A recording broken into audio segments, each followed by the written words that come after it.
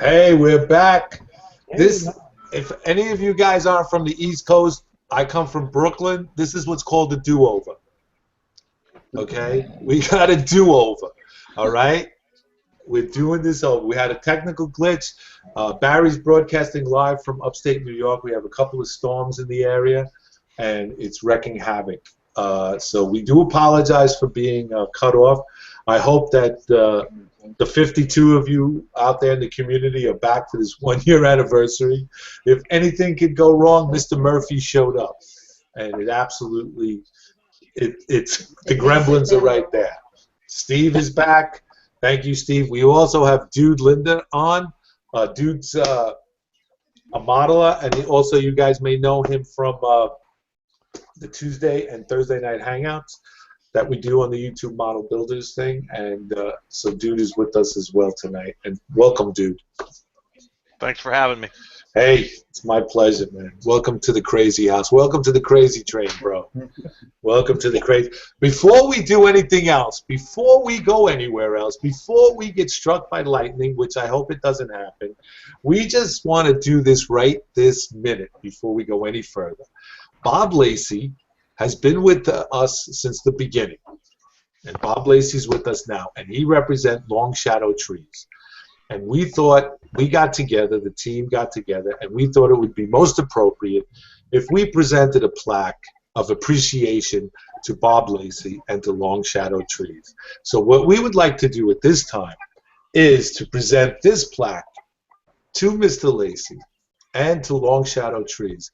And basically what this plaque says is YouTube Model Builders presented to Bob Lacy, Long Shadow Trees, in appreciation for your continued support in our show and to the Model Railroad community, May 2015. We want to give this to Bob, and we want to thank him very much for his sponsorship and for his support of this show. Bob? I'm just. All right, Bob. That's easy there, Bob. Take a deep breath, brother. That's great. I appreciate it. I really appreciate that, the plaque and the check, and it'll be great. What check? Oh, there's not a check? It's in the mail, Bill. Oh, right, the check's in the mail. Right, check's Okay. in the mail. Sorry, Bob. All right. Well, anyways, I really appreciate it. I mean, a lot of you guys have ordered my trees, and I guess you like them. And the winners that have come up, the only thing I would like to ask, if you win trees, is put a picture out there or something on Facebook or something like that, you know, to say, hey, you got them and everything. And another thing I'd like to say, a little commercial here, is that Long Shadow's model tree is now in conjunction with Strike Force Hobbies out of Canada.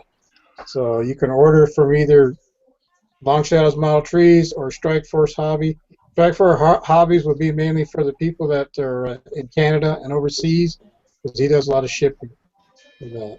But, Very well. You got a good product, Bob, and I'm thankful that you. Absolutely. Yeah. I thank you. These are actually, if I get the picture here, the trees that are going to be given away tonight, and these are the ones you're going to get. You're going to get 4 oak trees and 2 pine trees. Nice. Very nice. Very nice. Bob, can I ask you a question? Sure. Sure. How many of those will you make in a day?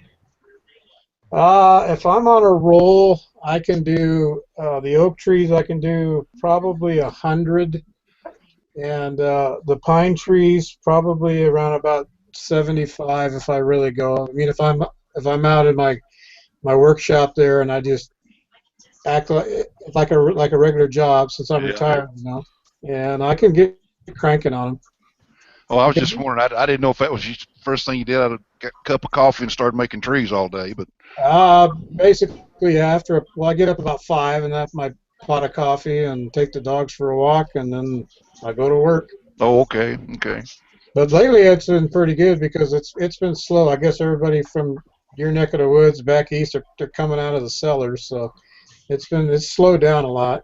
And and plus, me and my wife, we just bought a brand new motorhome, and we want to enjoy it a little bit too. Yeah. But, If, some, Each tree goes through about 5 steps to make it. That's what makes them so durable. Some of you that have got them, I know Gino's got them. In fact, he's on our customer appreciation page, and the way he laid them out on his layout, I just fell in love with it, man. It was great. Well, thank you for the horns too. That's good.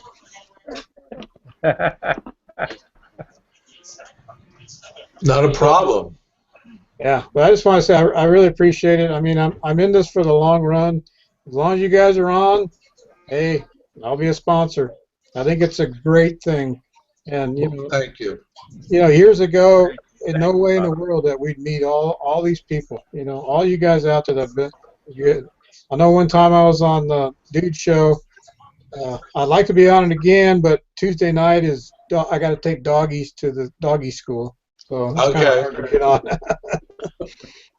But I think you guys got a great thing going here. I know when Derek Glass mentioned this and started this up, and Model Man Mike, and then things happened, and then Barry and Big Bill jumped in and stuff like that. It was great. I'm just glad it just kept going. So are we, because I'd be out of a job, and so would Barry. Well, yeah, well, you really. And the way things are going now, it looks like we might be out of a job. Yeah, there's probably nobody watching at all. I swear, I got to replace this bum laptop of mine. But I don't anyway, even know what caused that. I've never seen it do that because I've flipped out before and the Hangout stayed open, so this was something unique. Hey, I got a question for you, Bob, from Banjo4595. He says to Bob at Long Shadow Trees, can a person order special colors, and what is the smallest size in inches of, and the trees are great. Thank you, Steve. Yeah, Steve, he's a really good customer. He must have like 500 of my trees. Wow. I make them from 3 inches all the way up to 8 inches tall, and on the pine trees, I will go 12 inches tall. And all the information's on my website and stuff like that. But if you guys want a special color or something like that, all you got to do is give me a call, and we can figure it out. I can make a tree up. I can take a picture of it, email to you, and we can go from there. Well, I just thank you again, Bob, for all that you do and you continue it, and all to the other sponsors too tonight.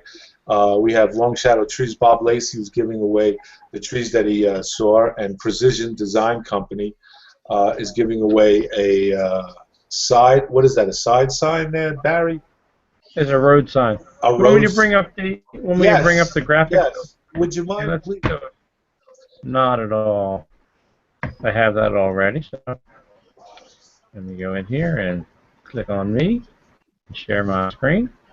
So once again, welcome to version 2 of the 1-year anniversary. 2.1. So, again, we have the YouTube Model Builders, your free source for model railroads. We have our online e-magazine, our weekly hangouts, and the live show monthly here. And then don't forget our big build contest coming up this fall for judging. So get involved and start building your models and doing your videos, please.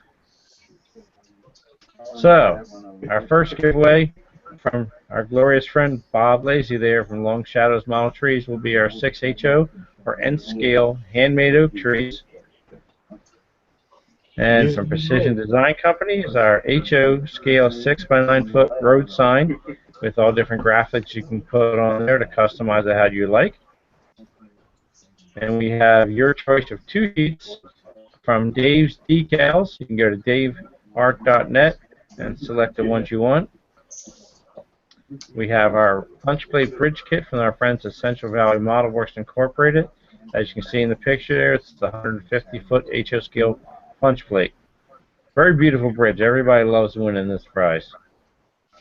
And then from John Howard at howiesandbowies.com, the vinyl road striping kit in HO or N scale. I think soon he's working on some other scales too now, so there may be more available. Yeah, I think he's working on O and Z. Yeah, I think he is working on Z. So when the time comes, everybody can go to YouTubemodelers.com, click on YouTube Model Builders Live and go to the live show giveaway entry form when we tell you to. And that way you can put all your information in and put your name in for the running for some good prizes. If I could say something. Absolutely, Bob. And John Howard and Highways and Byways, he's also into Strike Force Hobbies too. So if you guys want to order from Strike Force Hobbies, he's in there too. He's like #1 on the top now. And he makes a good product. I know you guys use it, and he makes a great product. I use it. Oh, Gino has used his product, and a couple of other guys have, and stuff like that. So he does. Jack Hyakaway, he says, congratulations on the first-year anniversary show, part 2. Have any of you painted and or weathered track with concrete ties? He says, I want to paint the rail brown, but keep the ties a concrete color. What would be the best technique to use? Thanks. Those little pin paints. I think Woodland Scenics makes those little tie paints or the rail paints. That would be probably the best way. Yeah. Anybody else have any suggestions?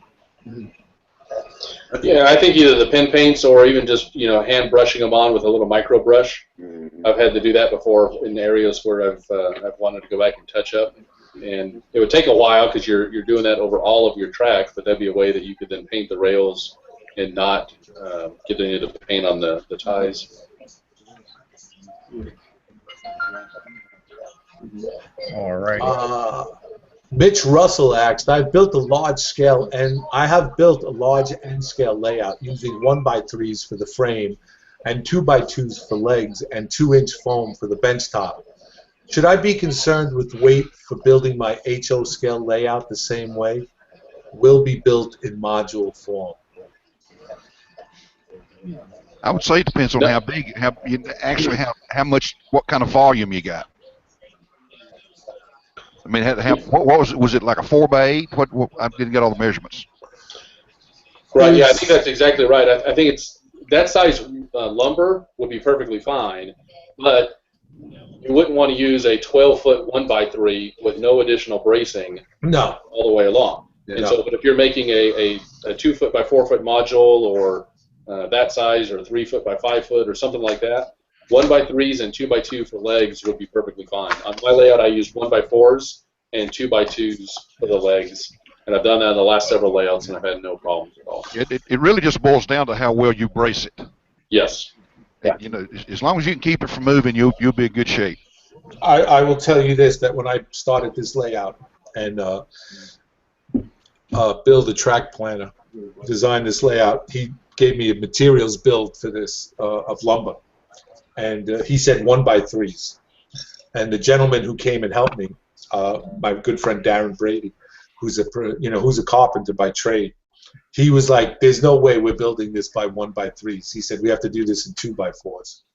And we got on a conference call with Bill, the track planner, and Darren tried to convince Bill that it had to be done by 2x4s, and Mr. Baronic said that we're not parking Bill's pilot Honda on this layout.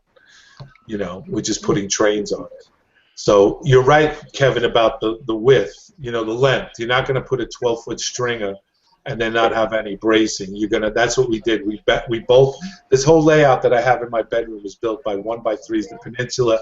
The peninsula where it comes to the head, the radius, is a 2x4 for the header. But on a whole, you can do 1x3s. It's very sturdy with the bracing and the legs underneath it. You can actually, lean on it. So it does work. Sometimes less is more. Sometimes less is more. Yeah, I would absolutely agree with that. I think I see more people, or I think more people make the error by sort of over-engineering or putting way too large a lumber into the layout. And I think that's more of a common error than people who build it too light.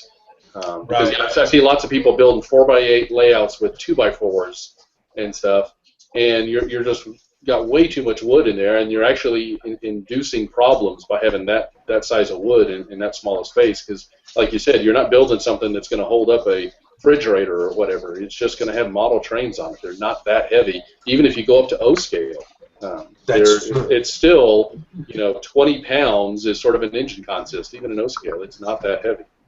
And it's being distributed equally over the track. That's right. As it rides, so it's not staying in one stationary place, and so. Right. Yeah, it's not a point load. So. Right. Right. Yeah, the only other place we used the 2x4 was at the wall when we brought the Peninsula out to give it stability and strength to carry it out, and then a 2x4 at the end to extend the radius. But on the whole, the 1x3s works very well and very sturdy. And dude, on your layout, how is your layout built the same way? I used 1x4s for the bottom deck and then 1x3s for the upper deck. But all of mine's tied in. I only got like maybe 3 legs on my whole lower deck because everything's tied in so tight that I could have probably went without any legs, really. But I wanted to have some legs on there. And then my upper deck, it's all, tied in together, and it's only held up by 3 shelf brackets that I made. So, and it's sturdy. So, I mean, yeah, some people go overboard, overkill, and it's, it's really not necessary, So. Yeah. Plus the price too. Yeah. You gotta look at wood. Like mine's all 1x3s. So I got about 3 legs holding up. The top level is ripped 1x2s with foam on it. Like you said, we're not holding up cars, Mm-hmm. My Peninsula is 1x3s, and it's an open girder, and it works fine for me. Well, and plus I use mostly foam for a lot of my scenery, and the foam's light. I mean, yeah. On my layout, my Peninsula, the rocks and stuff like that, it's all foam. And I remember I built a layout. Well, this is probably about 15 years ago, and I was using hydrocal. Not the light hydrocal. I mean the heavy hydrocal. Yeah. And I built those Benchwork the same way, and it still stood. Yeah. I just want to clarify for Todd Weston of Transfer Freight, it is YouTube model. It is YouTubeModelBuilders.com, not YouTubeModelRailroaders.com. It's YouTubeModelBuilders.com where you go to register, and Barry will give that heads up to you in a little bit. Going on. Oh, actually, I've got one other thing on Benchwork before we hop away. Sure. No. Let's keep it going. The last thing I was going to say about Benchwork is on my current layout, what I ended up doing was I got a thing that's called a Craig jig. There's other brands too, but it's a clamp that allows you then to drill in and make pocket screws holes real easy. Yeah. And this ended up, it's very simple and very easy, and my current layout has by far the best Benchwork I have ever made, simply because of this $100 jig that I bought that allows you to clamp the pieces of wood together, drill out the pocket holes, put in the pocket screws, and it is absolutely solid and perfect, and there's no issues at all. Benchwork went up really fast, and it's extremely solid. And it would easily work with the 1x3s. As I said earlier, mine are 1x4s, but fantastic. If you're somebody like myself who is some sort of Benchwork challenged, I would highly recommend the Craig jig. Yeah. That's out there. That's what I was going to ask you if it was that Craig, the blue one. Yes, the blue one, Craig jig. Yeah. Norm Abrams would be proud of you, Kevin. Oh yeah. Yeah. But it's fantastic. Like I said, I am one, and this is certainly not my first layout or second layout. It's about my 12th. But Benchwork had always been sort of a challenge to me, and I had it done, and it was fine. But it wasn't sort of rock solid and perfect. And I decided to try this thing one day and picked it up at the store, and immediately this was it. Benchwork is absolutely solid using this. Pacific North Central says, I would like to take this time to wish you YouTube Model Builders, happy birthday to an excellent community and a great crew. Thanks for putting all this information out there for all the models. Great job, guys. Yeah. I'm hurting my hand slapping myself on the back here, boys. Aaron writes, question 1, have any of the panel ever made such a bad mistake on their layout that they end up scrapping the entire thing and starting over? Welcome Where to do the I hobby. start? Yeah. Welcome to the hobby. Yeah. I just to clarify, I saw a video on YouTube video the other day of a man. I believe he's from England. It was like a 4 or 5 minute video, and all he was doing was destroying his layout. There was no Frustration. nobody knew. It was just the guy just took a hammer to it and he just started breaking it apart. Yeah, I saw that one. Yeah. Yeah, I don't know if on my YouTube channel, has anybody ever seen any of the video I've put up of the club that I'm part of, the Chattanooga Southern? Yeah. Yes. Okay, we got kicked out about 3 months ago. This at one time was the 5th largest model railroad layout in the world. It took 25 years to build it. It took us 2 days to destroy it. Wow. What took you so long? Lunch and happy hour and a little crying here and there, so Are y'all getting a new place, Steve? Well, we're negotiating right now to build at the Tennessee Valley Railroad Museum. Really, I wish I could show it to you. I don't have it. It's stuck on my refrigerator back here. But we are going to reassemble the rat hole division of the it's Southern, basically. It's what that ran from Cincinnati to Chattanooga. Mm-hmm. But this guy donated, or his family donated, the whole layout that ran from Danville to Oakdale, Tennessee. Oh, wow. And we've got now engineers and computer guys trying to figure out how we can get this put in the building. But that's what we're getting ready to rebuild. You need about 4 12-year-olds who know how to do that. Yeah, they'll probably do a better job than we will because we think it to death. Let's see here. No. Yep. Absolutely. One thing, all these clubs and stuff like that you go to, like the one in Bakersfield, close to me, big club, big layout, but if they ever lose their building, they got to go. To me, I've heard this story more than once. Oh yeah. yeah. So Well, our situation was this: is that when we got kicked out of the Chattanooga Choo Choo down here because they wanted to put a guitar museum in there. Now, if we were in Nashville, I could understand, but Yeah, down here, there's one up here, Steve.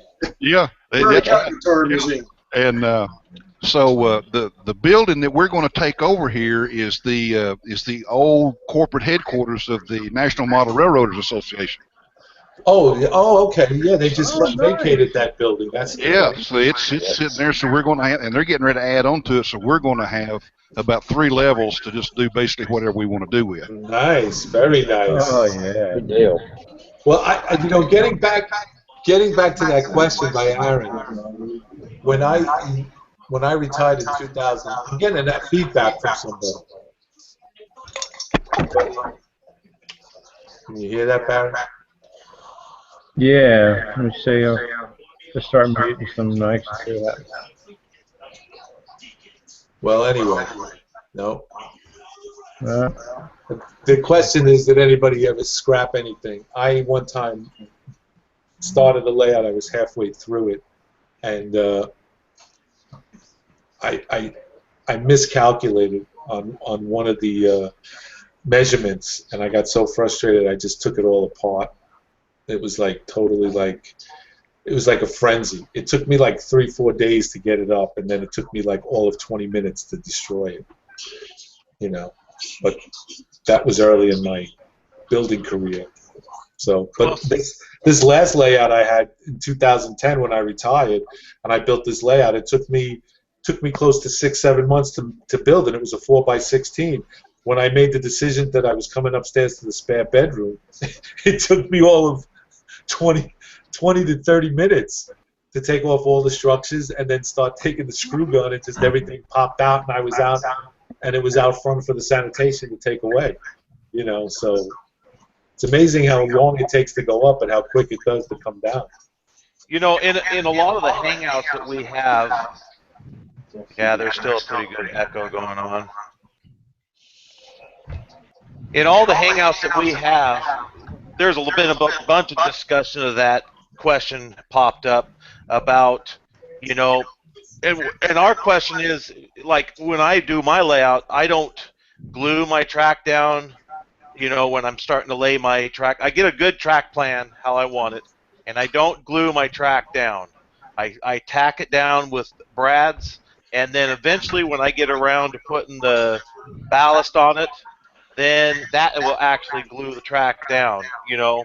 And I do sections at a time. I don't just do the whole layout all at once. You know, I don't know if that's going to help Aaron out on that, but because I have been frustrated before and tore sections out, but just the way I build my layout so that doesn't happen.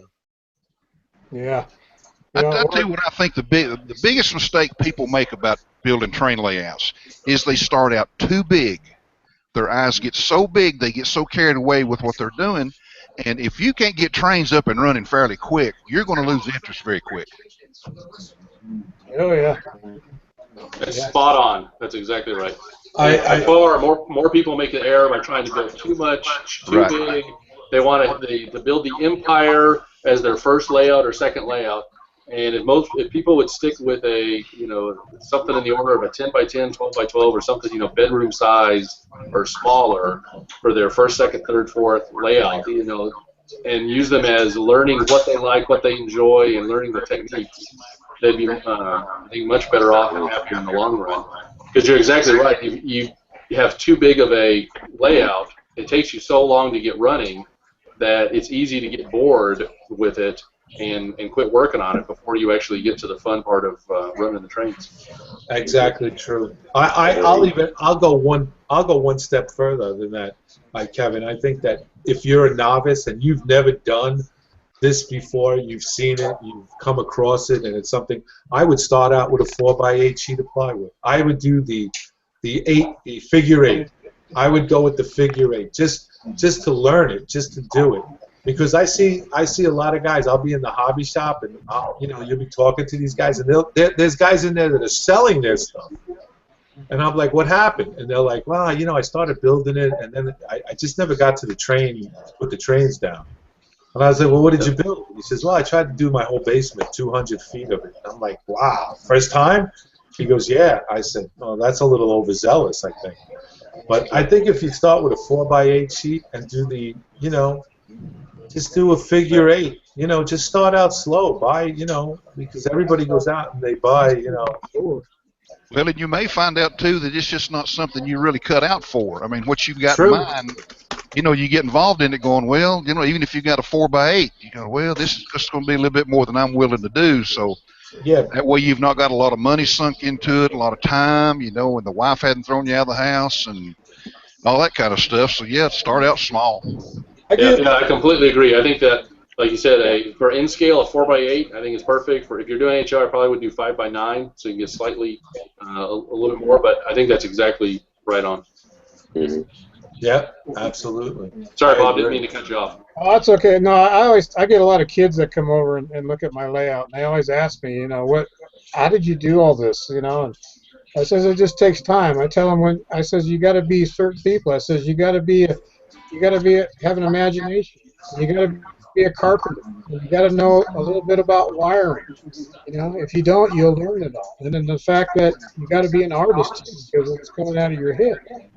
And the next time I always say to myself, if I ever build another layout, a big one, I'm going to go kind of the free mode idea. So if I ever have to go, I just pick it up and go. I think one of the other things too that a lot of time guys they'll start a layout and they think it's actually going to be finished someday. Yeah. They get frustrated when it's not, because really, kind of a I don't know, the hobby isn't really, for me, it's not to be finished. It's just to kind of enjoy the progress, enjoy the process and the journey, not to really be finished. So I think if you can start into it, not anticipating that there will be an end, then you should be fine. Yeah. Guy told me, he says, if your layout's done, you're dead. Yeah. It's so true. So true. Yes. Yep. Yes. Yeah, we were just talking about that here today, and I mean, Dick's layout here, the Oil Creek Railroad, for all effect, is complete. But I mean, there's always details you can do, but all this, there's no unscenic areas, there's no unfinished structures, etc. So yeah, I'll show you a picture of like his mill area. Turn the camera around here. Yeah, there's the whoops. We got it. Dick's gonna hold the camera up to the mill. Okay, up a little higher. There you go. That's the sawmill area there. Yes, there's all kinds of detail in that, you know. But you can always add more. But this whole railroad looks like this, so. Yeah, log flume and everything. So, yeah, you can get to a finished state, but is it really ever truly finished, you know? I think starting out with small goals. You know, whether it be to complete your track or complete a structure. Start out with small goals and then work gradually increase as you go along. I mean, take a piece and do it one at a time, you know? Agreed. I think it's something, I think that in this area, I think that what happens is we get ahead of ourselves and we want to put that 5-pound railroad, we want to put that 10-pound railroad in a 5-pound bag. Got that right. Dick did want me to mention that even though this, for all intents and purposes, is complete, it took him 23 years to get here. The sawmill was well over a 9-month process. And he was kind of trying to get it completed for the NMRA event we had this weekend because he was in the layout store. I mean, he was just pouring the sawmill last September or October when we were here. Yeah, the contact took 8 months. The sawmill took 8 years. I'm sorry, he said it took 8 years for the sawmill. 8 years. Oh, there we go. But who's yeah, counting? well, it's actually a Sierra West kit that's been doubled in size. Okay. Listen, I just want to attach Ray Bobel asked, listening to the show and working on my big build for the big build contest, if I read correctly, we can do more than 3 videos. I'm getting to need a few extra as I'm building this. Am I correct on more than 3 statements? Well, Ray, I'll get back to you on that. I checked, Phil, while we were waiting for you to get to his question, and yes, it says 3 minimum on 3 the website. minimum. Okay, there you go. There's your answer, Ray. Question 2 from Aaron. When making bridge abutments, do you prefer to use wood, plastic, casting plaster, or pre-made? Or store or pre-made? When making all the above, right? I just ordered bridge abutments from Scenic Express. They just came the other day. Those are very nice, Kevin. Yeah. Mine. The 2 things I've seen some fantastic ones that the guys have made on their own, and things out of foam and or plaster, and they look great and everything. For my own, I like plaster, and I actually just buy them. Right. I think these are the ones that are on my layout are by AIM products, and they're fantastic. They got great board detail and everything, so they look like they're actual poured concrete piers and things. And so I went with those, and they matched the prototype I was trying to replicate for both my piers and the bridge abutments. Right. And so I went with those, but I've seen some guys take foam and carve it and then paint it, and you would think it was stone or concrete. Yes. There's some really talented guys out there. Mm-hmm. Did you also do that road, Kevin? Yes. Yeah, the road is plaster as well. I've got a video on how I did that, but it's plaster, and then you sand it down and paint it. Looks fantastic. It does very good. Absolutely. I enjoy going to a site. Hey Kevin, can you zoom in on the roadkill? Yeah, give me a second. Is that supposed to be a beaver or a skunk? The roadkill is a skunk. There is a beaver swimming in the water as well. I know there's one up at the tree there cutting the tree down. There you go. That's amazing. Nice. You know, in Tennessee, hey Kevin, in Tennessee we call it carry out. Carry out. Oh, come on, Brian, give us a break. You know that's true, Steve. Come on, man. Yeah. If you cook it, it's barbecue. There you go. Hey, I was That's right. See, if my layout was set down in the south, what I was going to do is set a dead armadillo over on the side holding a beer bottle. There you go. There you go.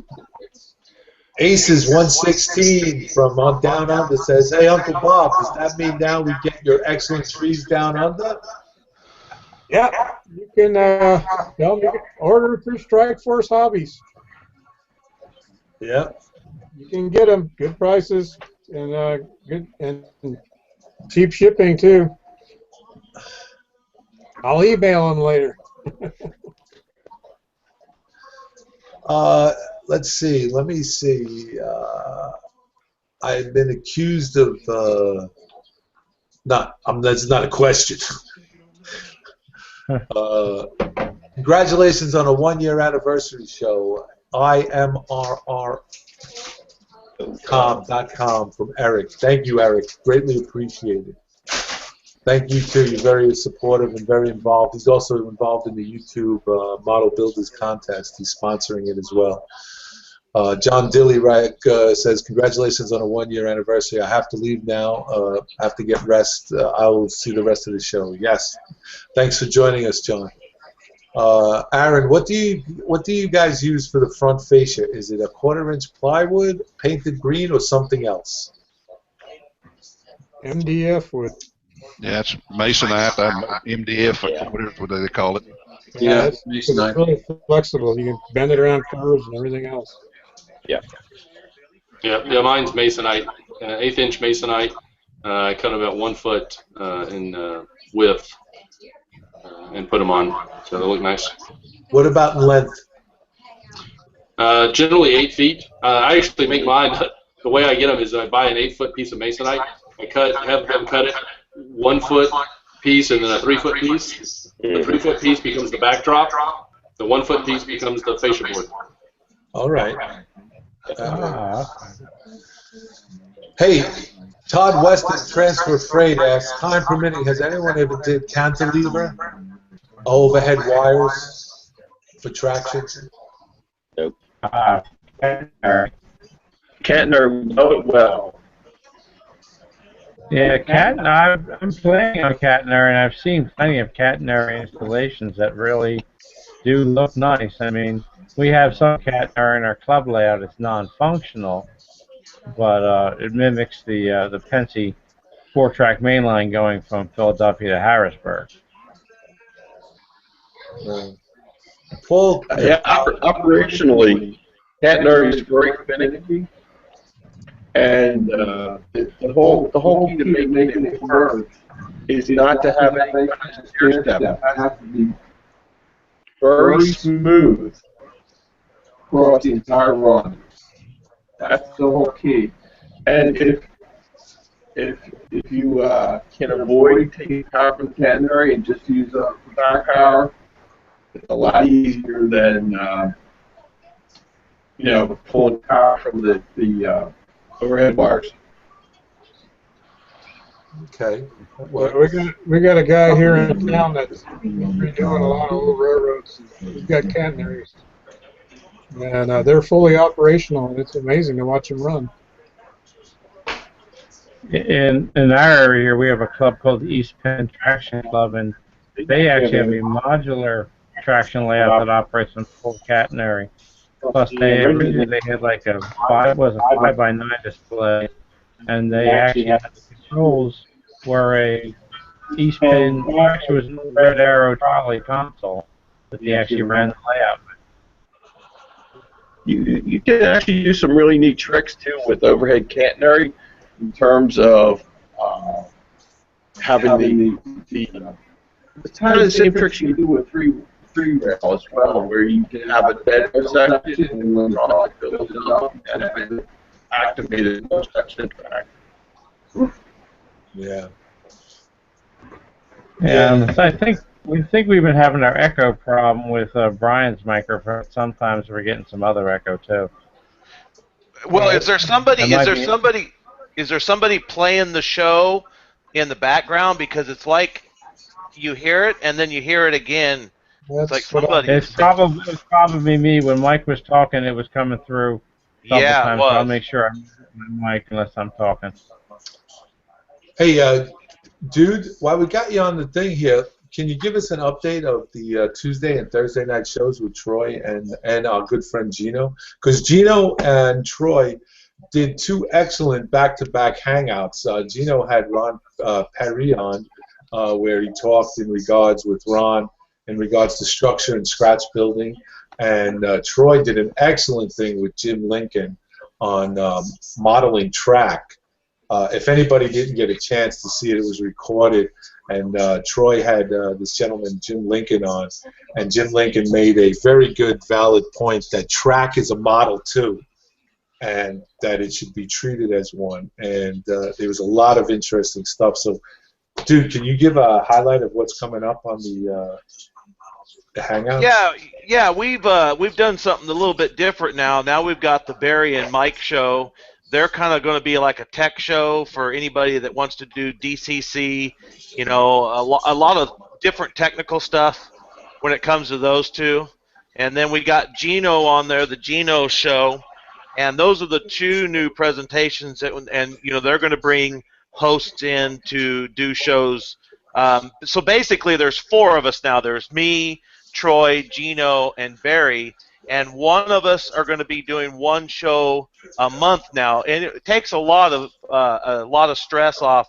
You know, me. I've been doing them for about what, 4 months now or something like that, 5 months, and so now we brought those guys in there. So now we're all doing one show a month, and you know, if you guys go to YouTubeModelBuilders.com, the schedule is there. The actual schedule, you know, this 19th, I'll be the moderator for that show, and it's going to be on photography. I'm going to be having Bob Weir. He's done a lot of photography for a lot of the magazines out there, a lot of photography for the NMRA and all that. So, you know, he's going to come in and explain to everybody how to do photography when it comes to your layout. You know, still shots, as in doing stack photography where you can stack multiple photos so you don't have no blurriness in your photos and stuff like that for all your YouTubers that, you know, want to start putting photos in a lot of your videos. And then we're going to have Barry, of course, Barry and Mike again on May 26th, and then Gino will be back on June 2nd. So basically, the way it's going to be is Gino will be the first Tuesday of every month. Troy will be the second Tuesday every month. I'll be the third Tuesday, and then Barry will be the fourth Tuesday. And of course, there are some months, I think that's June and September, which there's actually going to be 5 Tuesdays in the month. So I'm gonna take over that 5th one. So we got a lot of good stuff lined up in the next several months. I think we're all the way until August on the schedule now. Very good, very good. These last 2 shows were excellent, and Gino and Troy, excellent job. And well, you know, I want to throw in there too, and then we got Johnny from Southeast Rails. He does every Thursday. He does Thursday nights, and those are general hangouts. They're not recorded or anything like that. They're just a general. We get in there, and once we get 10 guys in there, and we'll bring up some kind of a topic. What do we want to talk about that night? And it's always, you know, something to do with railroading, and so everybody can look forward to that too. Yeah, very good, very good. John does an excellent job on the Thursday night. It's a freelance thing. It's very good. Also, we also have the e-mag that recently just came out. It was released yesterday, And it's a free subscription. And if anybody wants it, you can go to YouTubeModelBuilders.com and subscribe to it.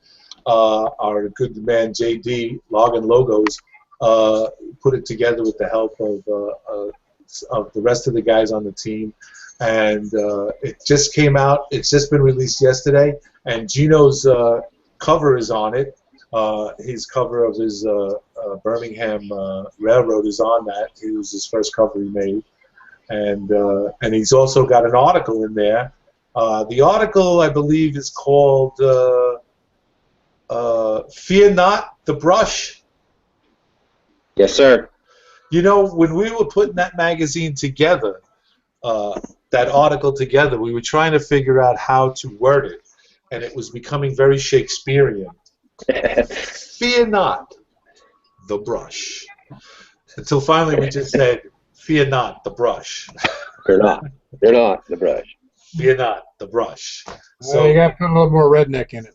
Yeah, but it's a great article. If you guys want, please, if you haven't subscribed to it, YouTubeModelBuilders.com, please.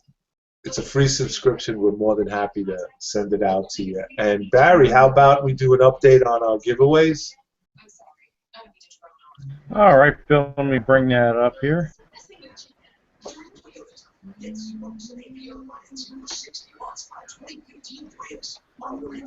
All right, so our first giveaway of the evening is 6HO or N-scale handmade oak trees from our friend Bob Lacy at Long Shadows Model Trees.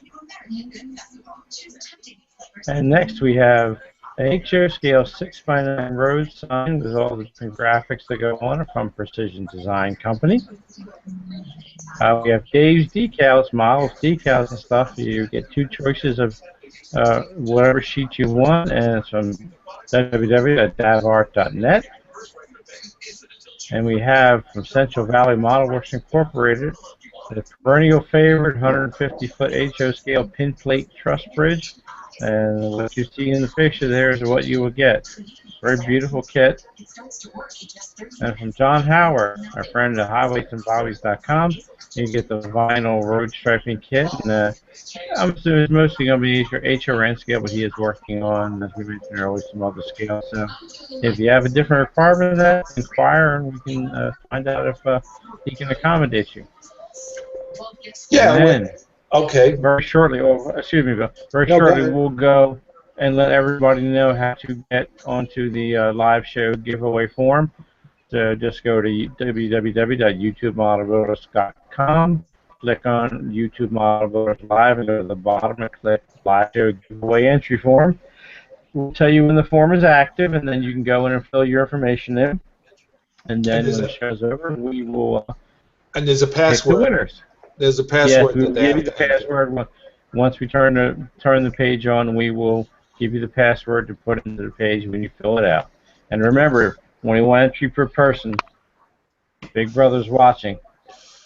Yeah, one per person, right? Because if that's going to happen, we're sending dude after you.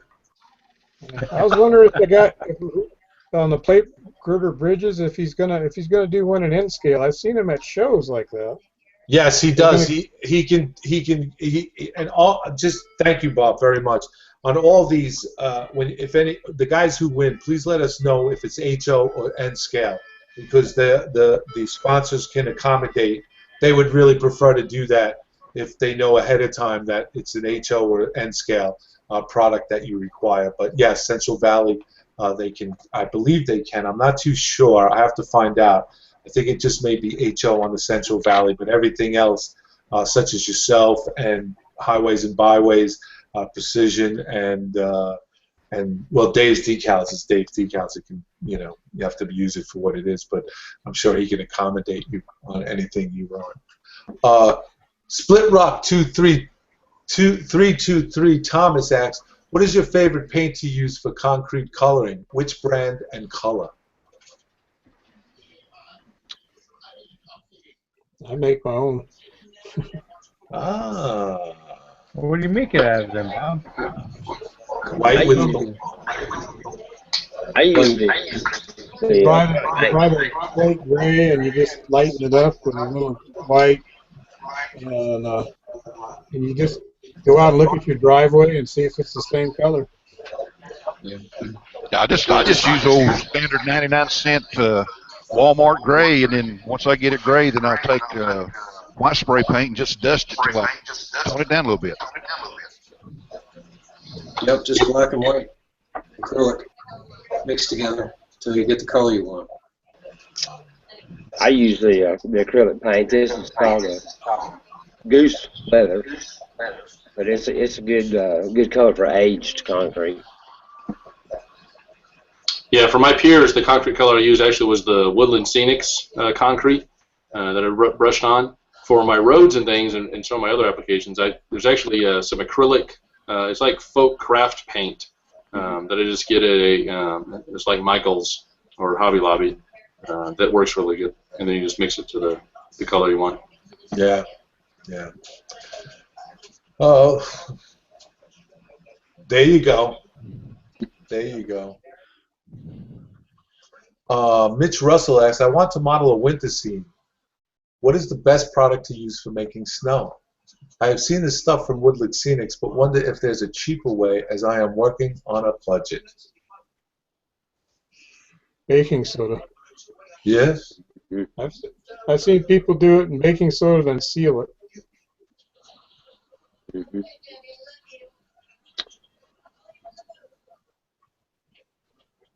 Well, I got the panel stumped. I don't think I've seen all kinds of things. I don't have a great suggestion because almost everything I've seen done, I personally have not liked how it looked. It always looks like somebody's icing a cake. It doesn't look like real snow in a real scene. I think that a snow scene is one of the absolute hardest things to replicate on a scale model railroad and make it look good.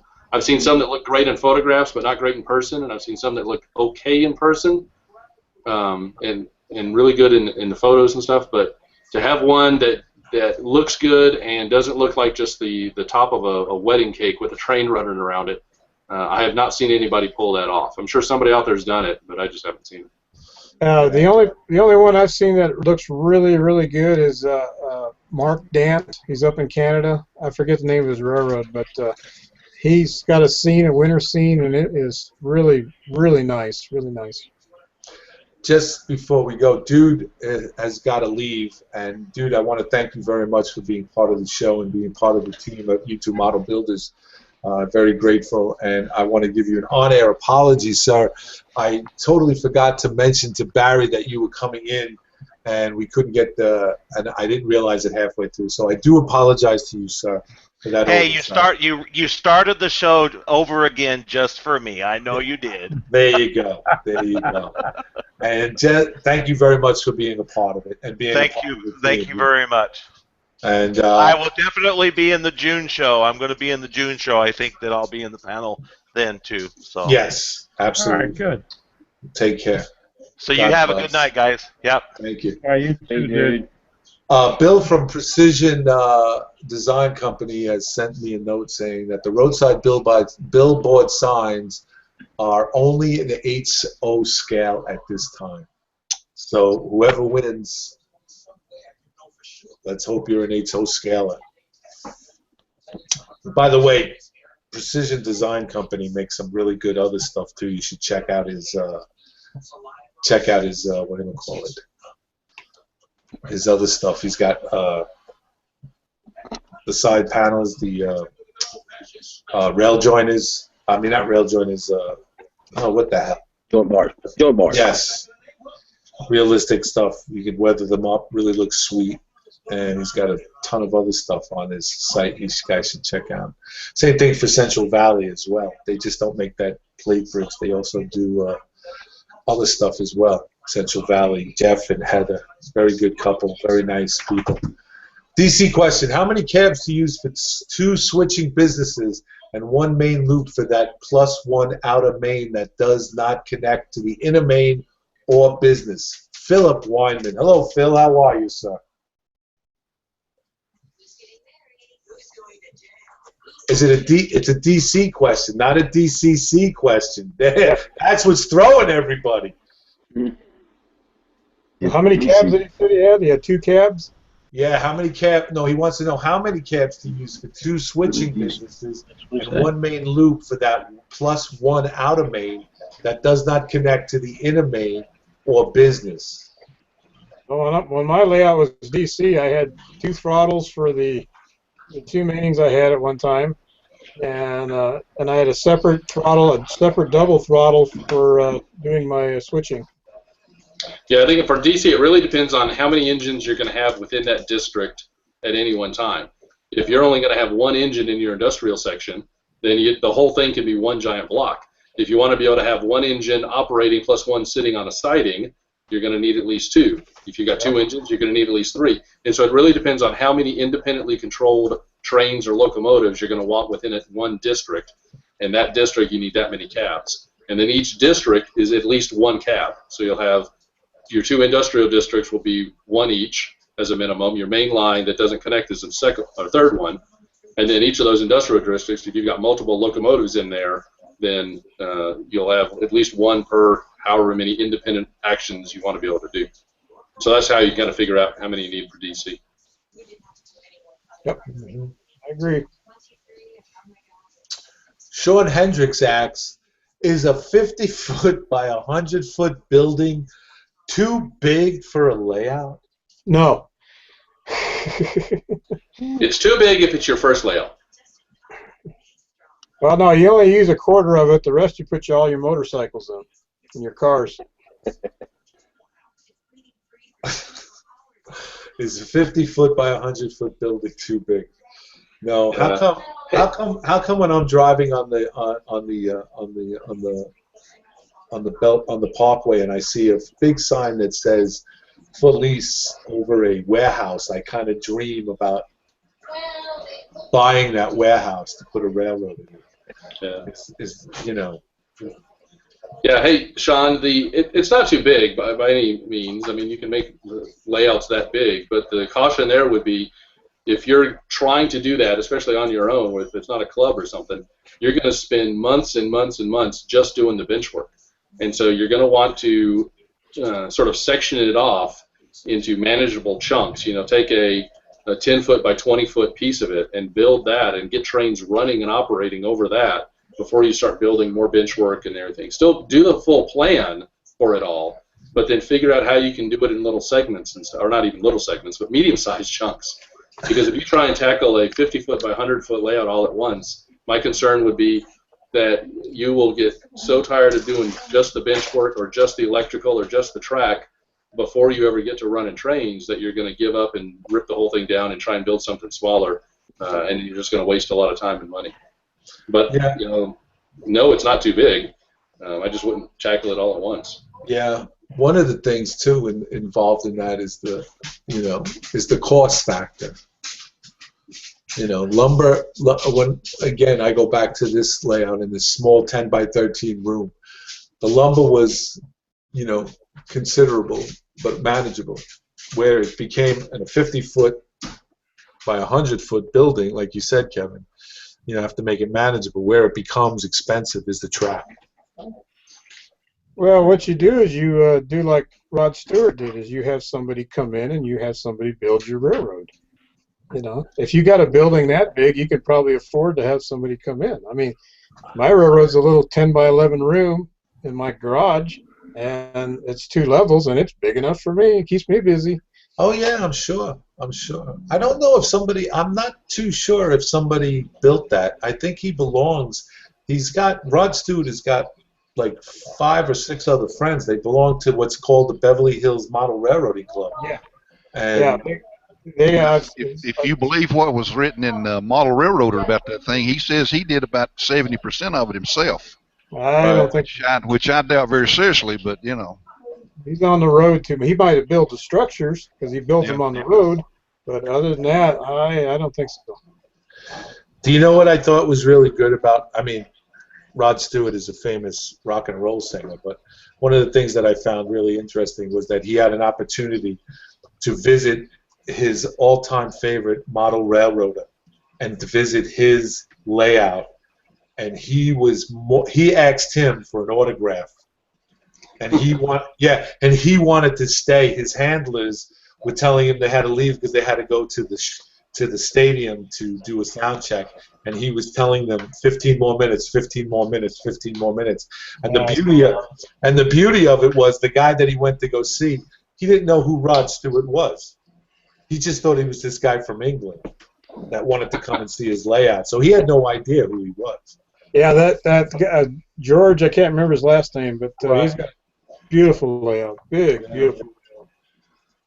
Talk about detail. Whew. Otto Benchwork. I hope I'm pronouncing that correct, Otto. Please forgive me. My question is, I have a shelf layout around 3 walls of my bedroom with a lower level staging yard and engine facility. Due to space limits, I have no room for a helix or switchbacks. Any idea how to go from one level to the other? That's an interesting question. You have to use a vertical cassette.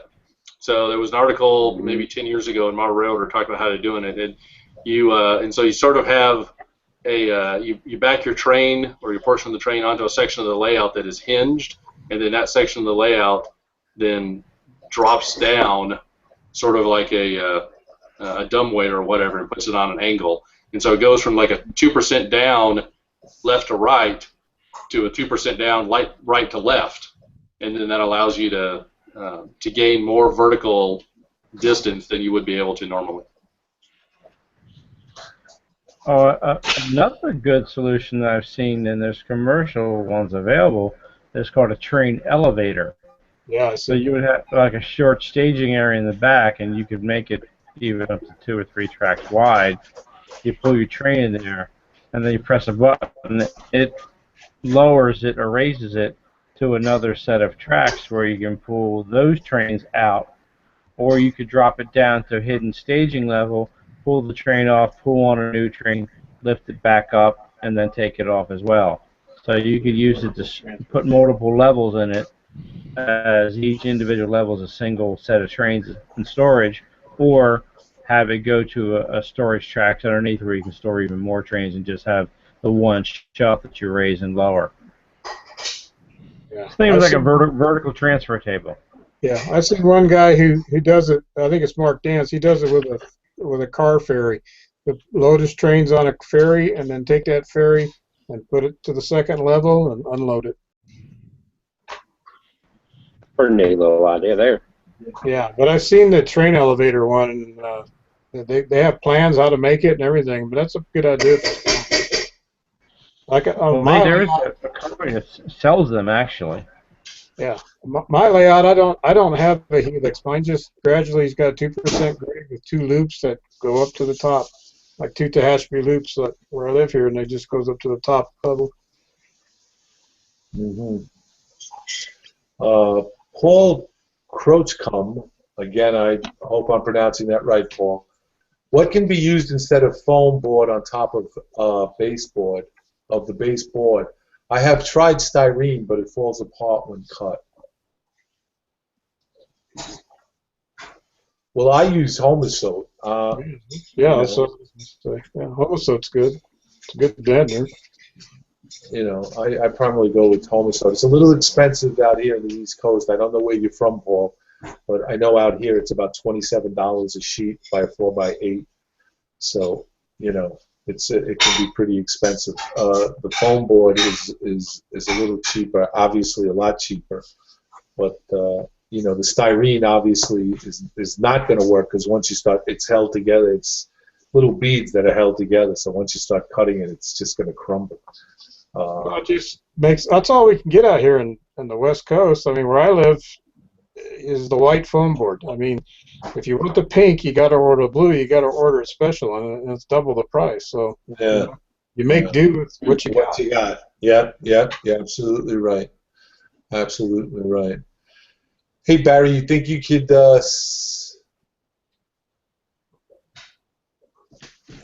send out the password?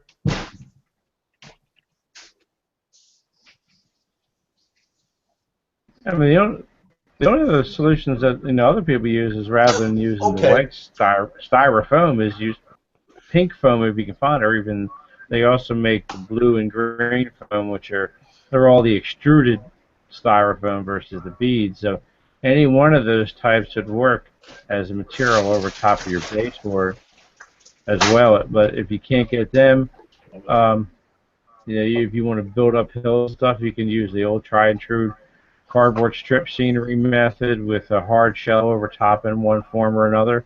So there's a lot of ways you can skin that cat without having to actually use some kind of foam on top of your baseboard. Yeah, I think Barry's got it right there. I think if I couldn't build one with an actual foam board top, either the pink or blue foam board, I would use the spline roadbed method and put that in, and then just use hard shell scenery, build it around it. I got all methods on my layout. I use cardboard strips. I use foam. I use anything I can get, anything that works. That's the same thing I did, Bob. Like all my little contours around the edge of my fascia, after I put the fascia up, I carved it with my saber saw and backfilled it with pink foam, and then put my hard shell over that. And the bigger hill areas and the tunnels are all done with cardboard strips. And I used instead of plaster tape, I covered it with 2-inch wide masking tape in a double level, and painted that, and then put a little plaster mix over top of that, and that's my hard shell base. Yeah, that's what I got. A section of mine is like that. It's tape and hard shell, and it came out good. I got all kinds. I use foam, like I said, cardboard strips. I like plaster cloth. I use a lot of plaster cloth. I love that stuff. I mean, where do you get your plaster cloth from, Bob? Do you buy it from the hobby shop, or you try and get it from a medical supply place? No, I got online. I got the hobby shop here in town in Tehachapi. She carries it, and she gives me a good price on it. So I just buy it from her. It's usually the Scenic Express. Scenic Express is you get a bigger roll, and it's cheaper than Woodland Scenics. Oh, okay. Just a few things to clarify here. Greg from Fish Plate Films was supposed to be on this show, but Greg has started his North American tour. He's traveling out to the south, the west. He'll be in Colorado and California, and he's out in Canada. So he's started his United States tour, his first trip to America. And so Greg wasn't able to be on the show. We did try to reach out to him, but apparently, he told me that he would be traveling. So that's the reason why Fish Plate Films isn't here. Yeah, I told him when he comes through town to Tehachapi here to give me a call, and I'll hook up with him and show him the sights, show him the layout. And Dwight Chrisman asks, how many of you guys are using? Well, actually, Dwight, you capitalized these, so I should be yelling. How many of you guys are using the garage for MRR? Hey, Bill, I mean, the real thing, the problem with using the garage or a non-air conditioned space would be the fact that it limits the materials you can use for your structures.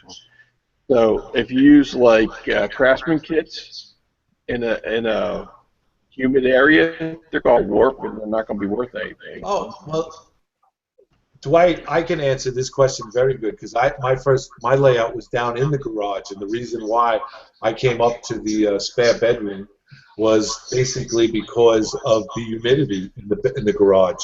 The fluctuation of the change in the winter and in the summer made my switches buckle, and even when I gapped them, and I still had teepees, and at $27 a switch, that's not fun. I've never had a problem. Mine's in the garage. Of course, I built a room in my garage, and I got a ceiling fan, and I've never had a problem with humidity, my track buckling, or anything. It stays pretty constant up here. Yeah, mine unfortunately was in the basement, in the back room behind the garage where the boilers, because I live in a two-family house. It's 2 boilers, 2 water heaters, 2 washing machines, 2 dryers. So when the tenant upstairs is, and if we're all doing our laundry at once, the humidity is unreal. Yeah, I could see where you guys live back east and stuff like that. Yeah, where humidity's high, but out here on the West Coast, it stays pretty stable. Depends on where you are. But I'm jealous, Bob. I'm jealous. Well, you guys move out here. John Murphy writes, I'm just starting my bench work. What is the desirable height and width? Ooh. Can I answer this one? Go. I have recently just been re-educated by Mr. Baronic, Bill Baronic, the track planner. Again, less is more. My height of my bench was originally 36 inches, and it was pointed out to me that that was way too small in height. So I added 7.5 inches to make it 42 inches, which I'm 6'2". So 42 inches, which is about counter height. Some people like it a little higher, waist a little up to the shoulders. They like it eye level. The desirable height and width, Mr. Baronic has shown me that I can put a lot of track on a 10-inch shelf and on an 11.5-inch shelf. So I'm kind of like leaning towards the 10, 11.5-inch shelf look. Depending on how you want to model. Mine is a urban switching, so it works for me. But again, I've come to learn that less is a lot more, and you can get a lot more done in a lot more area that's a little bit smaller. And since I've been doing this, I've seen from my past endeavors, this is my 5th layout that I've done. And this one by far is the creme de la creme of layouts, simply because of the ease of getting in there, the ease of track plan, the ease of the aisles, and the space that it was planned for. It fits the footprint of that room. So I would say 42 inches in height and width. Again, it depends on your circumstances and the room you're working with. Yeah, for my layout, my height of my layout is about 50 inches, so sort of standing height. But the way I pick the height is I use 2x2s for my legs, and you can buy them in 4-foot lengths, and so that's one less thing to cut. So I bought them in 4-foot lengths, and then by the time you add the layout, on top of the leg, it ends up being about 50 inches. Yeah, mine's about 50. Well, another thing to consider is, the height of your layout should be also based a little bit on how tall you are, how deep the layout is, so that you can reach your way in and reach to the back of your layout and have sufficient clearance under your arm so that you don't knock things over, etc. when you're working. Like, say you reach a car and track at the back, you want to make sure you're not tearing the details off or building roofs when you're doing it. So it really depends. If you're a shorter person like I am, like 5'7", 5'8", 42 inches is probably good. But Dick's layout here is 46, almost 48 inches, and you can still reach in at least 30 inches because some of his areas are really deep. So that has a factor. If you're running a shelf layout that's 24 inches deep, you can make it pretty high. Well, another thing about layouts, it's more realistic if you're looking into it as opposed to looking down upon it. Yes, true, very true. Yes, you're right there, Steve. And I've got mine sits at about 48 inches. And I read something somewhere, I don't know, but it said if you got kids involved, they're going to grow up. So it's cheaper to buy benches than it is to raise the layout. Yes, very true. Very true. Sorry, you were going to say, gentlemen. Gino, you were going to say something in regards to that? Oh, I was just saying, mine. I'm like Kevin. I did the same thing with the legs, and mine's about 50 inches, and I think my widest point is 21 inches wide. So, and that's a comfortable working area for me. It works out well.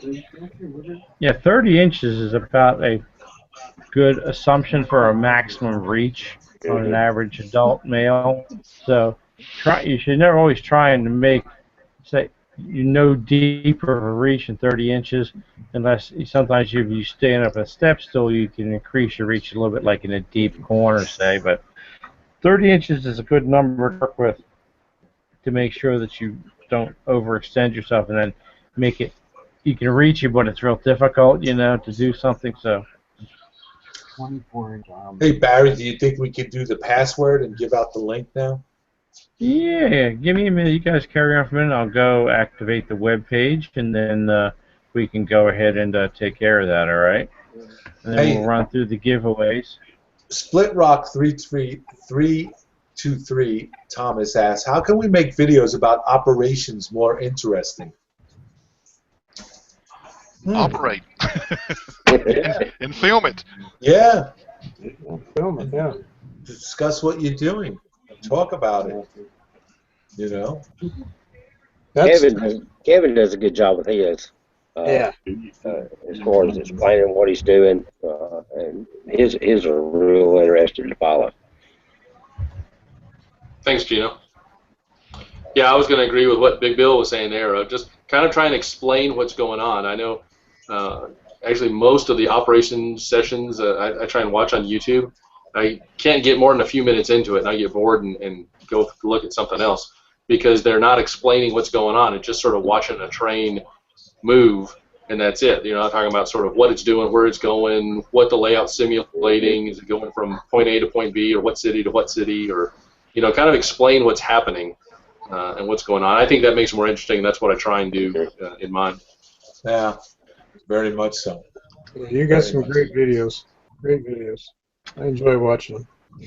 All right, guys. The website is active. When you go to www.youtubemodelbuilders.com, click on the YouTube Model Builders Live show, and at the bottom of the menu, you'll see the giveaway form entry. Go fill in your information, and the password is CHAMPS, CHAMPS, all lowercase. So everything. Run through the giveaway one more time, Bill? Yeah, please. Yeah, let me bring them up on a screen share, and we'll go through them once more.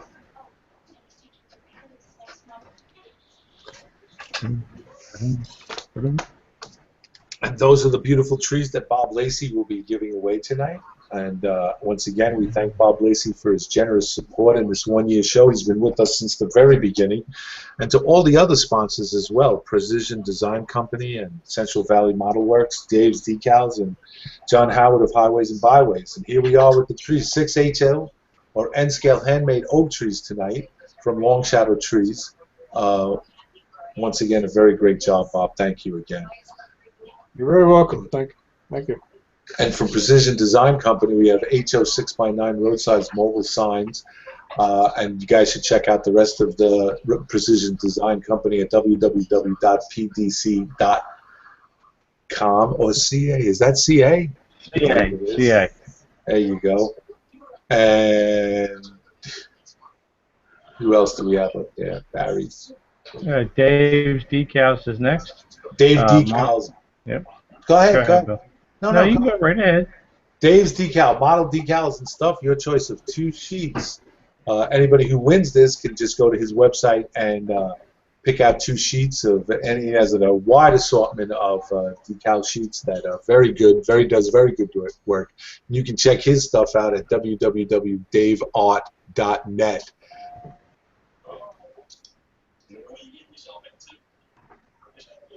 And here we should have the punch plate bridge kit from Central Valley Model Works.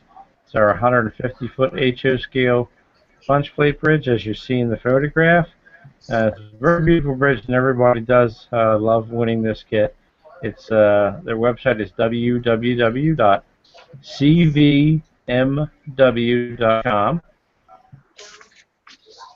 And then we have our road striping kit from John Howard of highwaysandbyways.com. Everybody loves this. This a beautiful kit, does wonderful work. And make sure you check Gina's videos out to get a really good close-up look of it. And again, to win, go to YouTubeModelBuilders.com, click on where it says YouTube Model Builders Live at the top, Scroll down, and you'll see live show giveaway entry form, and the password is the word CHAMPS, CHAMPS, all lowercase. That's after the New York Rangers because they won today against Tampa. Ah. What is that? Hockey. We don't. What is hockey? It's a little game you play in the ice with big sticks and a hard, flat rubber puck that can take your teeth out. They play it here in Bakersfield too. Oh, wait just a minute. That's where they have the fight and they start keeping score.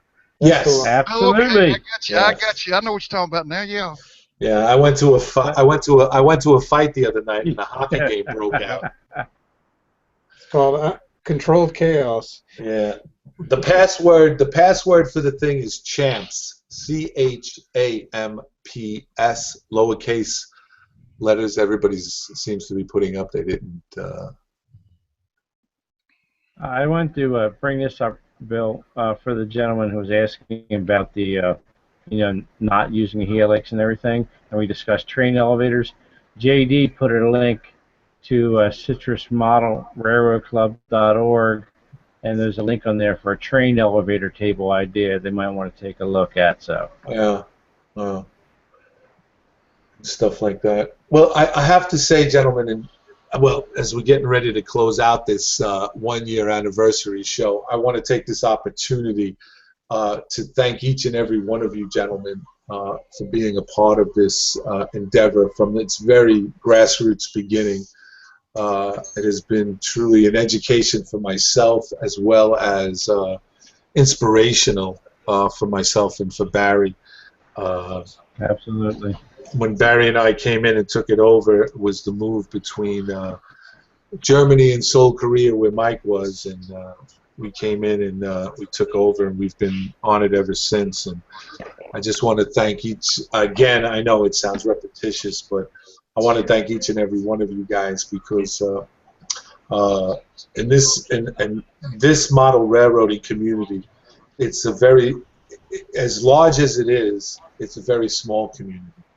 And what I love about this community is the fact that it's a help-on-help situation.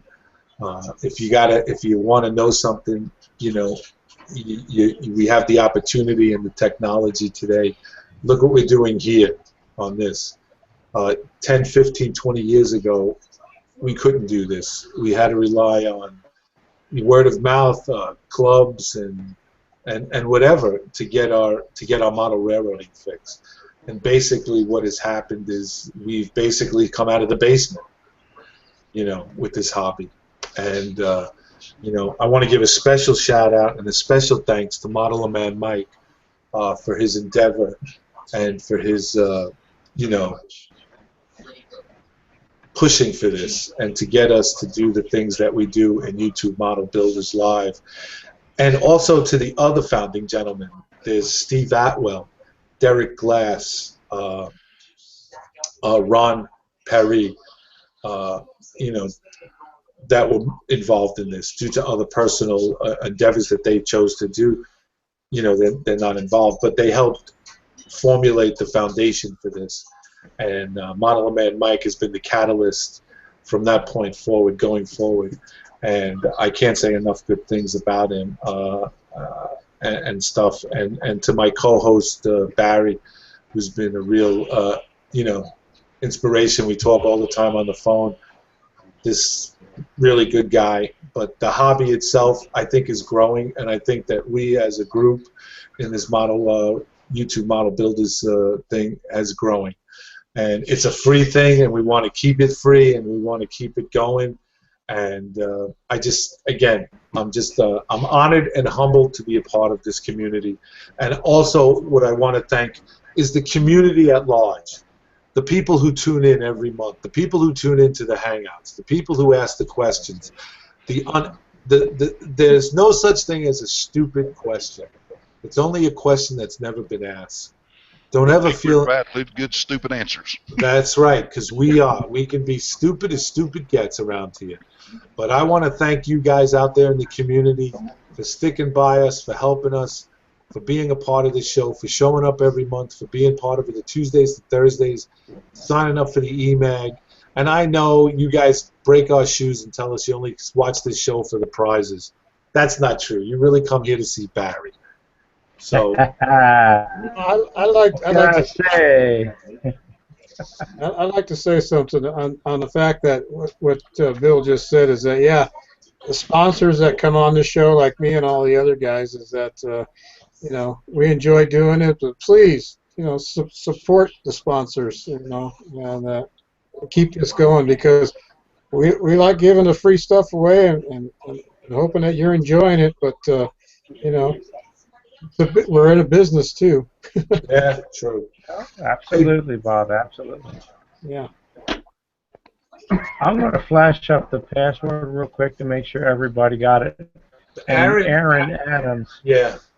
You should be able to re-enter with the correct password, and it shouldn't show up as a duplicate entry. So I'm going to screen share the password right here now, guys.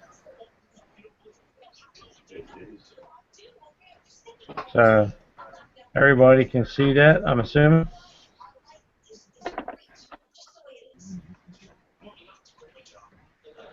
So again, it's CHAMPS, all lowercase. The word is champs. So we'll give you guys a little bit more time to go in there and get your forms in. Like I said, Aaron, please go ahead and you know, re-enter. You should be okay before I clean out any of the duplicates. So just to follow up on Bill, I would like to thank all of you gentlemen for participating this whole time over the last year. I think we have a wonderful community of people here, and it's all in the spirit of sharing our love of the hobby and helping to bring other people along, be they a beginner or an expert. We all have something to share, and I think everybody gets some benefit out of this. So we'd like to see this continue for a very long time. So like Bob said, support the sponsors, come out and support the live show and view the live show, get into our hangouts, read the e-mag, send us articles for the e-mag. We're more than willing to take articles from anybody. You can go to YouTubeModelBuilders.com and submit an article, and JD will get it, and we'll put it through its paces and make sure, you know, everything looks good with it. We're definitely interested in helping people get out there and get their ideas published.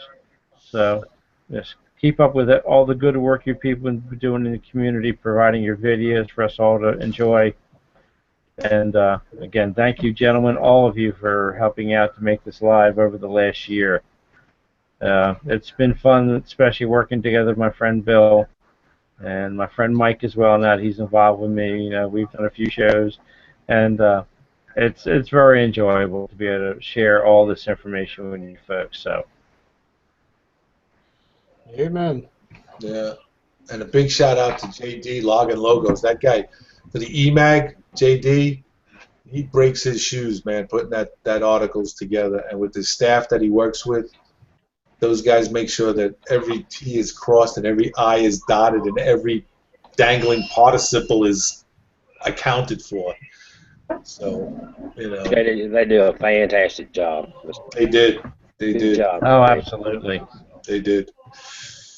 Hey, you know, think about it, guys. You know, when I started in this hobby back in 1982, they was nothing like this. I mean, God, we're talking to people around the world now. You know, I mean, Al Gore hadn't invented the internet by then, though, had he? No, Yeah. not yet. Not yet. Not yet. Yeah.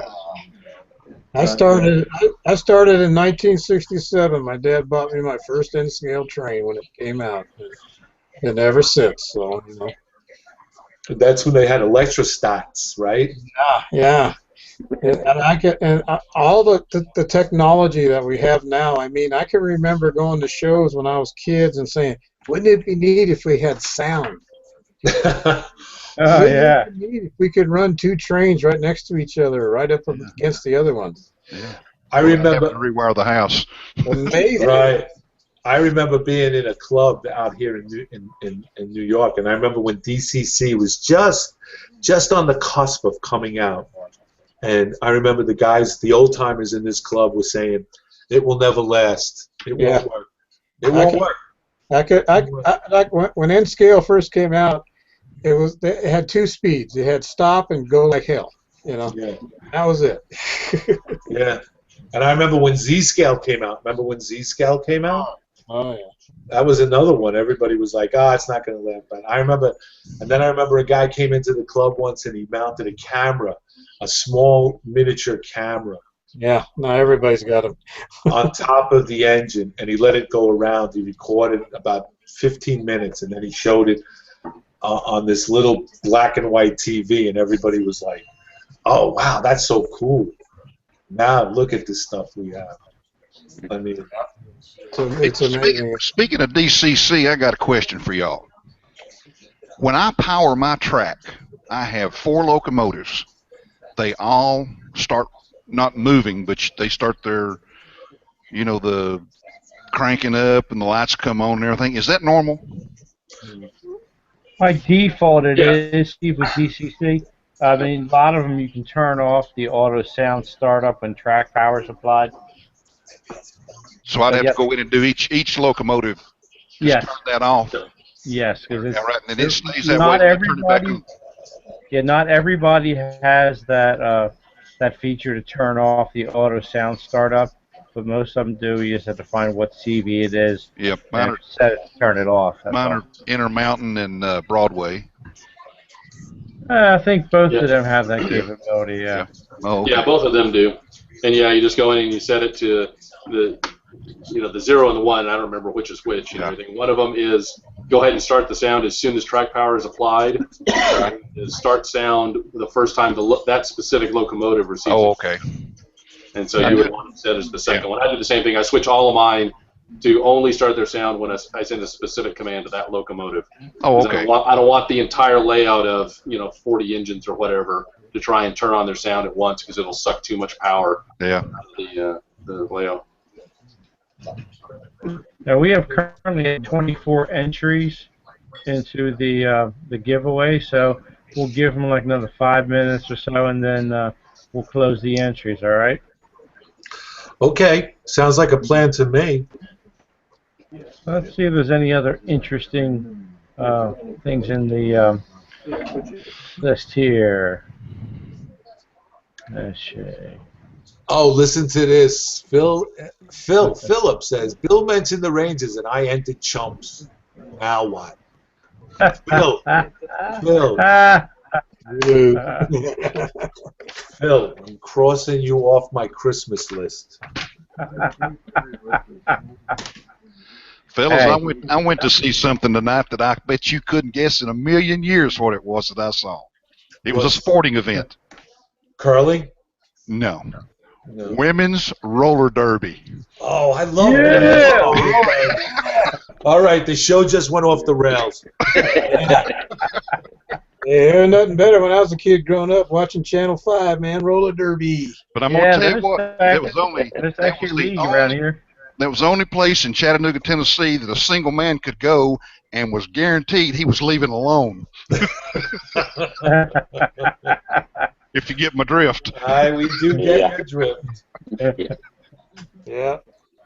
I remember watching them, the Thunderbirds and the Outlaws. And the Bay City Bombers. Yep. Oh, yeah. My mom used to jump up and down. Boy, she'd get so mad. She was like, oh, man, it was crazy. Wrestling on wheels. Yeah. Pretty much. They were actually trying to put together a South Jersey Youth League about a year and a half ago. Nothing ever came of that, unfortunately. Yeah. Well, these are just these are teams that like Nashville's got. What's who we played tonight was Nashville. Chattanooga's got them. Atlanta. Let me know when the championship is. I'll come down. Okay.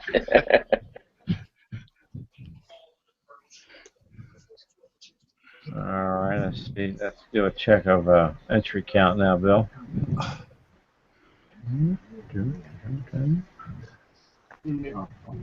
So we're at 26, so we've picked up 2 new ones. So we'll give it 3 more minutes, and then we'll be at 5 minute mark.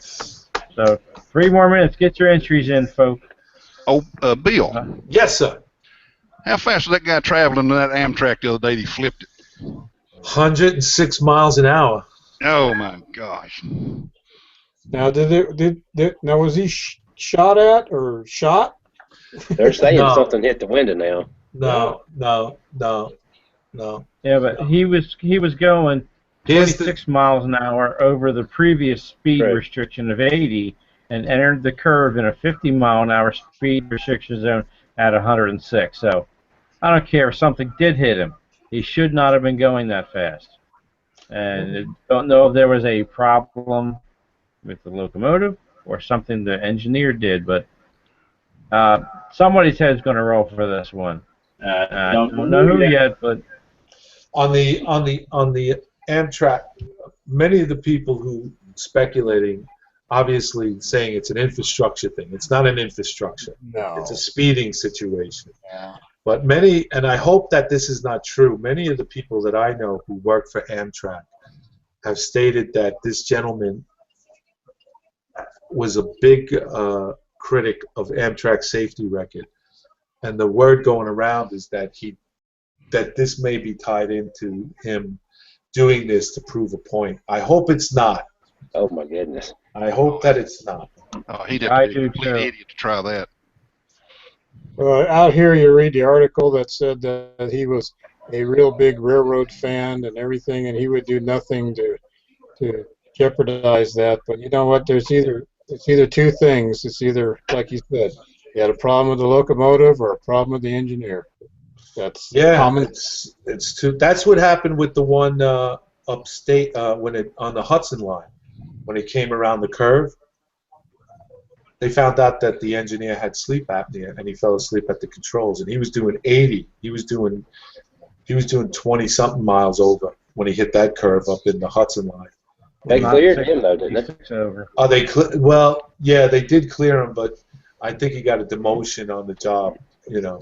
Now, those things all of them got kill switch in them now, don't they? That you have to keep your foot on.